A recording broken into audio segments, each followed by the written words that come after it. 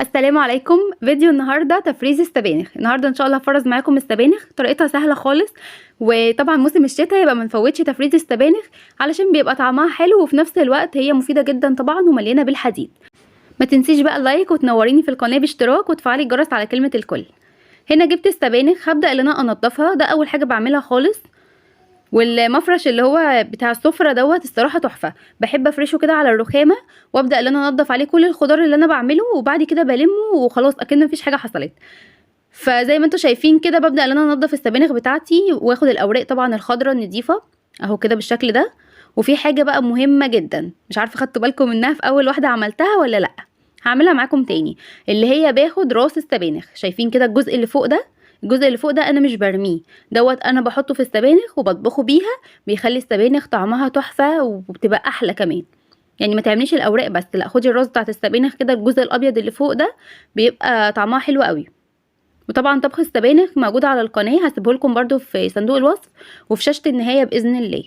طريقه سهله خالص بس حلوه قوي ومميزه جدا. بنضف كده الراس بتاعت السبانخ وباخدها عشان مش برميها زي ما قلت لكم، وبشيل بقى الجزء اللي من فوق ده كده، ده اللي انا مش عايزاه، اللي هي العروق بتبقى تخينه شويه. وبعد كده باخد الجزء اللي هو فيه الاوراق ده اهي، بشاور لكم عليها، الجزء ده انا مش برميه،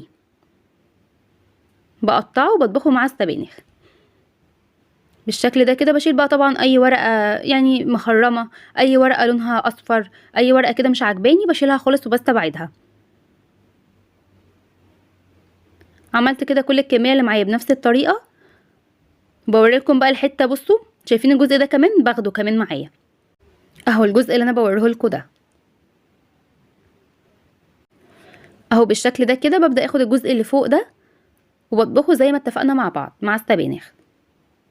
بس بصوا بقى الحلاوه اللي هتحصل دي، انا بلم المفرش وبرميه في الباسكت بس كده، والرخامه بتاعتي بتبقى زي الفل، بينفع قوي. هنا بقى هنيجي لاهم خطوه، اللي انتي تغسليها كويس جدا. طبعا اي ورقيات او اي حاجه لازم نغسلها، او اي خضار عموما يعني، بس خصوصا الورقيات. بصوا زي ما انتوا شايفين كده، انا دلوقتي هاخد ورقه ورقه هفتحها كده واغسلها كويس، عشان هي بتبقى ساعات ايه متطبقه. طبعا السبانخ بيتعمل معاها كزبره خضراء، ولكن انا مش بفرزها الكزبره الخضراء مع السبانخ، كده كده هي يعني الحمد لله موجوده طول السنه، فمش محتاجه ان انا افرزها مع السبانخ.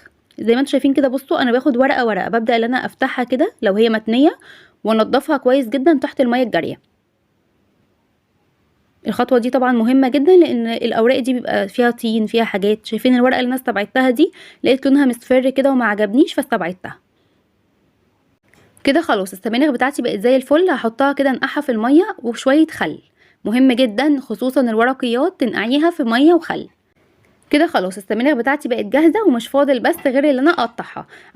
عندك حلين، يا اما تقطعيها بالسكينه عادي زي ما انا هعملها كده دلوقتي، يا اما بالمقص، برضو بتبقى سهله كده وما بتاخدش معاكي وقت خالص اهو بالشكل ده كده. هبدا ان انا اقطعها، بعد كده هرجع اعيد على التقطيعه دي تاني، هتشوفوا دلوقتي معايا على البلانشه كده سريع.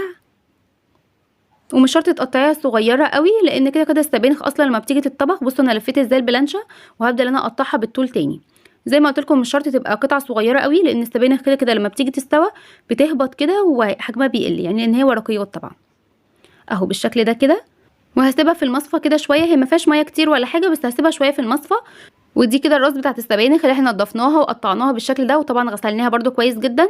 ودي هنطبخها مع السبانخ زي ما اتفقنا مع بعض. وبس كده، ده كده تفريز السبانخ. هبدا بقى ان انا اعبيها في اكياس بالشكل ده، وكل كيس طبعا بحط فيه شويه كده من الجزء الابيض دوت الموجود فيها بس. وبقت جاهزه معايا، احطها في الفريزر. طبعا اي خضار بتشيليه في الفريزر بتطلعيه مجمد على الصلصه على طول. اتمنى ان الفيديو النهارده يكون عجبكم. لو عجبك الفيديو اعملي لايك واشتراك للقناه وفعلي الجرس على كلمه الكل، عشان باذن الله يوصلك اشعار باي فيديو جديد. والسلام عليكم ورحمه الله وبركاته.